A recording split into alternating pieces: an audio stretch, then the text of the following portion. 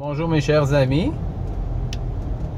En cette magnifique journée de, je crois que c'est le 14 janvier 2018 et il fait un temps magnifique, c'est-à-dire présentement moins 17 à l'extérieur avec un soleil radieux, aucun nuage dans les cieux. Le neige est blanche, du moins en banlieue. Et moi, je me réjouis de cette journée. Je trouve ça tellement beau. Alors, merci Seigneur pour une autre belle journée que tu nous donnes aujourd'hui. Malheureusement, il y a des gens qui n'aiment pas cette température et je sympathise avec eux. Par contre, je suis un Canadien québécois et pour moi, c'est... Comment est-ce que je dirais? Je me sens chez moi. Parce que je suis né ici et j'aime cette température. Même si ici, c'est pas ma patrie éternelle, je me sens quand même chez moi au Québec. Ceci dit, le Québec. J'aimerais parler du Québec. Et... OK. On va avoir une meilleure vue. Selon vous, quelle est la religion la plus pratiquée au Québec? Il y en a qui vont dire, ben écoute, la majorité des gens ne pratiquent aucune religion. Et vous auriez raison dans un sens. C'est que la plupart des gens ont refusé, inconsciemment si on veut, les religions organisées. Catholiques, protestants, évangéliques, très peu de gens pratiquent une religion dite organisée. Par contre, on n'est pas obligé de pratiquer ou d'assister à ou de s'identifier avec une religion en tant que telle pour pratiquer une religion. Et je vais vous expliquer. Par exemple, quel est le pourcentage de Québécois, parce qu'on parle du Québec, que vous croyez, quel est le pourcentage de Québécois qui croient en la réincarnation? Quel est le pourcentage de Québécois qui croient que la méditation est une bonne chose? Quel est le pourcentage de Québécois qui croient que Dieu est une force cosmique, est une énergie? Eh bien, moi, je pense, je ne suis pas un scientifique, mais on pourrait faire une recherche là-dessus. Le pourcentage de gens qui croient en la réincarnation, je suis sûr qu'il y a eu un sondage là-dessus.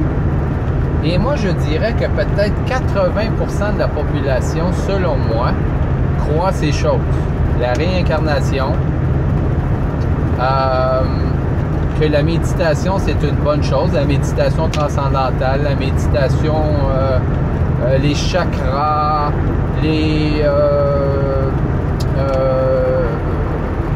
la méditation selon Bouddha, la méditation selon les hindouistes. Toutes les formes de méditation, je ne dis pas que toutes les méditations sont méchantes, mais les méditations orientales, moi je pratique la méditation chrétienne, c'est autre chose. Je médite sur la parole, je médite sur les Écritures, je médite sur la personne de Jésus-Christ, sur Dieu, sur les profondeurs du mystère de l'incarnation du Fils. Vous voyez qu'il y a une petite différence ici. Il y a l'incarnation puis il y a la réincarnation. Il y a la réincarnation et il y a la résurrection.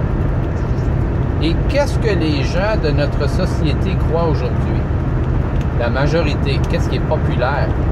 Eh bien, c'est la réincarnation. Hein? La force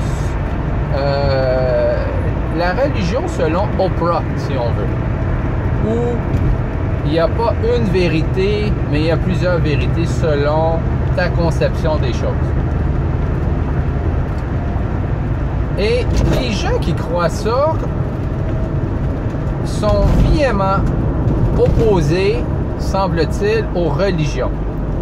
Ils croient que ce qu'ils croient est de la spiritualité. Et ils se disent irreligieux. Donc, pas religieux du tout. Non, non, non, moi je suis pas religieux, moi je suis spirituel, disent-ils. Mais moi je vais vous prouver que ces gens qui croient ça sont les plus religieux de notre société. Parce que ces croyances découlent directement du bouddhisme et de l'hindouisme. Ce sont des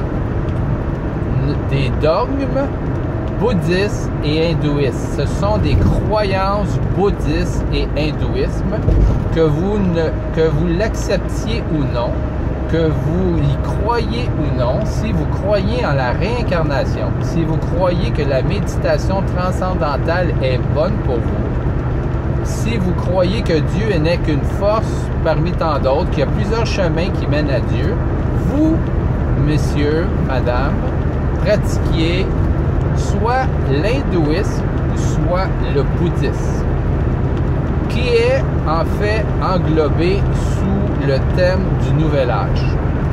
Et encore une fois, le Nouvel Âge est une religion.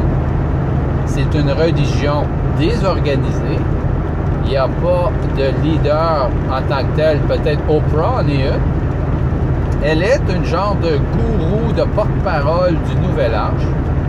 Et le Nouvel Âge emprunte toutes ces idées, tous ces concepts de ces deux religions de l'Asie, c'est-à-dire du bouddhisme et de l'hindouisme. Et ceux qui refusent ça, eh bien, vous êtes bornés. Parce que vous n'avez qu'à faire une simple petite recherche et allez sur Google et faites réincarnation et bouddhisme. Et faites réincarnation et hindouisme. Et vous allez vous rendre compte et étudier ces deux religions-là qui sont...